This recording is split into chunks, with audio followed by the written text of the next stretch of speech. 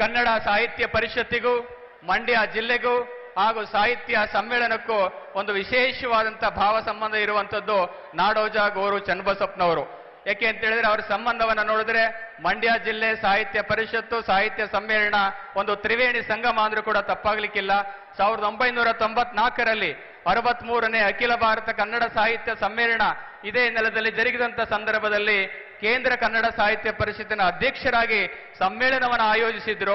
ಈಗ 2024ರಲ್ಲಿ 87ನೇ ಅಖಿಲ ಭಾರತ ಕನ್ನಡ ಸಾಹಿತ್ಯ ಸಮ್ಮೇಳನದ ಸರ್ವಾಧ್ಯಕ್ಷರಾಗಿ ಇಲ್ಲಿ ನೆರೆದಿರ್ತಕ್ಕಂಥದ್ದು ನಮಗೆಲ್ಲರಿಗೂ ಕೂಡ ಒಂದು ಅತಿ ದೊಡ್ಡದ ವಿಷಯ ಅಂತ ಹೇಳ್ತಾ, ಕನ್ನಡ ಸಾಹಿತ್ಯ ಜನಪದ ಸಾಹಿತ್ಯದ ಮೂಲಕ ಕನ್ನಡ ಕಂಪನ್ನ ಬಿತ್ತಿದ ಮಹನೀಯರಲ್ಲಿ ಇವರೂ ಒಬ್ಬರು. ಕನ್ನಡ ಸಾರ್ವಸತ್ವ ಲೋಕ ಕಂಡಂತ ಜನಪದ ಸಾಹಿತಿ, ಹಿರಿಯ ಚೇತನ, ಸೌಜನ್ಯ ಗೋರು ಚನ್ನಬಸಪ್ಪನವರು ಇದನ್ನ ತರ್ಜುಮೆ ಮಾಡಿದ್ದಾರೆ. ಕನ್ನಡದ ಅವತರಣಿಕೆಯನ್ನ ಜೋರಾದ ಕರತಾಡನ ಬರಲಿ. ಪ್ರಾಚೀನ ಭಾರತದಲ್ಲಿ ರಾಜಕೀಯ ಹಿಂಸಾಚಾರ ಪುಸ್ತಕದ ಬಿಡುಗಡೆ. ಕನ್ನಡ ಅನುವಾದ ನಾಡೋಜ ಡಾಕ್ಟರ್ ಗೋರು ಚನ್ನಬಸಪ್ಪನವರು.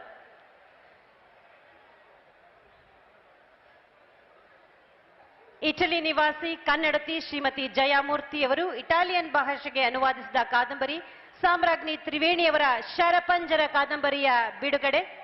ಉಪಸ್ಥಿತಿ ಡಾಕ್ಟರ್ ದೊಡ್ಡರಂಗೇಗೌಡ, ಹಿರಿಯ ಸಾಹಿತಿಗಳು, ಜಯಮೂರ್ತಿ ಲೇಖಕಿ ಅವರು ಕೂಡ ಉಪಸ್ಥಿತರಿರಬೇಕಾಗಿ ವಿನಂತಿ.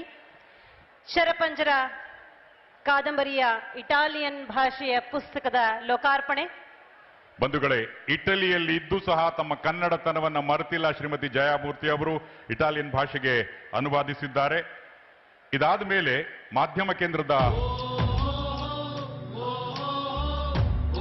ಜೋರಾದ ಚಪ್ಪಾಳೆ ಬರಲಿ. ಕನ್ನಡಿಗರು ಅತಿಥಿ ದೇವೋ ಭವ. ಇಟಲಿಯಲ್ಲೂ ಸಹ ಕನ್ನಡದ ಕಂಪನ್ನ ಪಸರಿಸಲಾಗಿದೆ.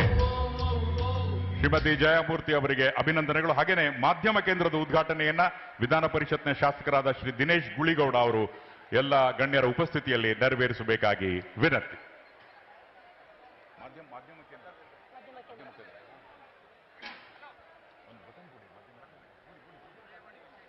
ಮಾಧ್ಯಮ ಕೇಂದ್ರಗಳ ಉದ್ಘಾಟನೆಯನ್ನ ಉದಯವಾಣಿ ವಿಶೇಷಾಂಕವನ್ನ ಲೋಕಾರ್ಪಣೆಗೊಳಿಸಬೇಕಾಗಿ ಸನ್ಮಾನ್ಯ ಮುಖ್ಯಮಂತ್ರಿಗಳಾದ ಶ್ರೀ ಸಿದ್ದರಾಮಯ್ಯರಲ್ಲಿ ಮನವಿಯನ್ನ ಸಲ್ಲಿಸ್ತಾ ಇದ್ದೇವೆ. ಉದಯವಾಣಿಯ ಸಮ್ಮೇಳನದ ಬಗ್ಗೆ ತಿಳ್ಕೊತಾರೆ. ಆದ್ರೂ ನೀವು ಯಾರು ಸಹ ಮಾಧ್ಯಮಗಳಿಗಾಗಿ ಒಂದು ಚಪ್ಪಾಳೆಯನ್ನು ಸಹ ಕೇಳಿಸ್ತಾನೆ ಇಲ್ಲ. ಮಂಡ್ಯದ ಚಪ್ಪಾಳೆ ಕೇಳಿಸಬೇಕು. ಎಸ್, ಕರ್ನಾಟಕದ ಗಡಿಯನ್ನ ದಾಟಿ ವಿಶ್ವದಾದ್ಯಂತ ಪಸರಿಸಬೇಕು. ಮಾಧ್ಯಮ ಎಲ್ಲ ಸ್ನೇಹಿತರಿಗೆ, ಎಲ್ಲಾ ಮಾಧ್ಯಮಗಳ ಮಿತ್ರರಿಗೂ ಸಹ ಅಭಿನಂದನೆಗಳು. ಬಂಧುಗಳೇ, ದೂರದರ್ಶನವೂ ಸೇರಿದಂತೆ ಎಲ್ಲ ವಾಹಿನಿಗಳು, ಆಕಾಶವಾಣಿ ಹಾಗೆ ಸಾಮಾಜಿಕ ಮಾಧ್ಯಮಗಳು, ಎಲ್ಲ ಮಾಧ್ಯಮಗಳು ಕೂಡ ಈ ಕಾರ್ಯಕ್ರಮವನ್ನ ನೇರ ಪ್ರಸಾರ ಮಾಡುತ್ತಿವೆ. ಎಲ್ಲ ಮಾಧ್ಯಮಗಳಿಗೂ ಕೂಡ ವಿಶೇಷವಾದಂತಹ ವಂದನೆಗಳು.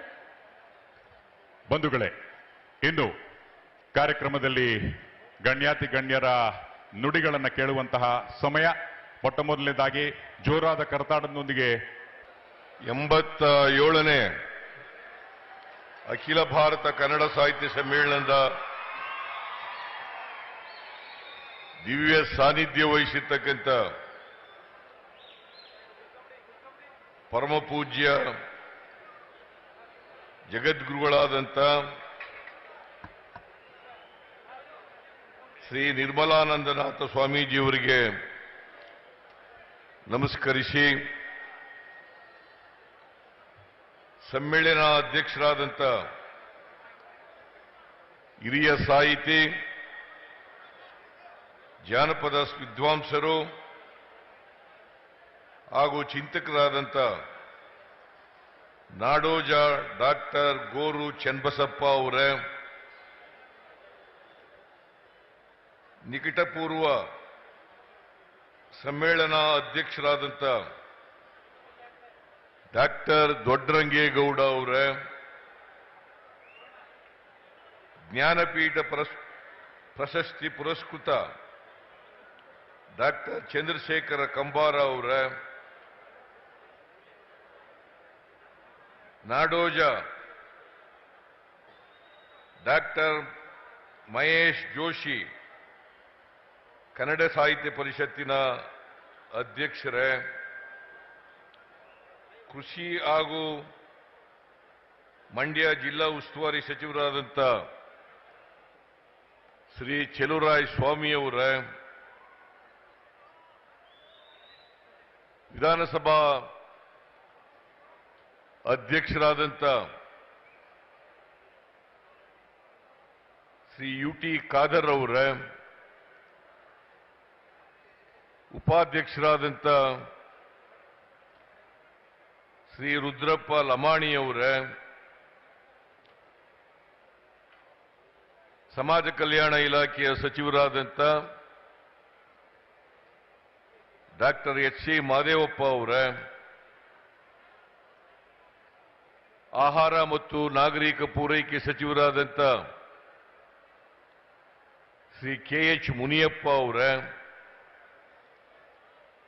ಕನ್ನಡ ಮತ್ತು ಸಂಸ್ಕೃತಿ ಇಲಾಖೆಯ ಸಚಿವರಾದಂಥ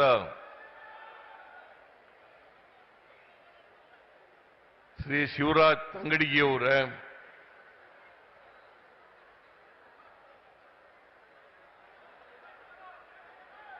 ಎಲ್ಲ ಶಾಸಕ ಮಿತ್ರರೇ,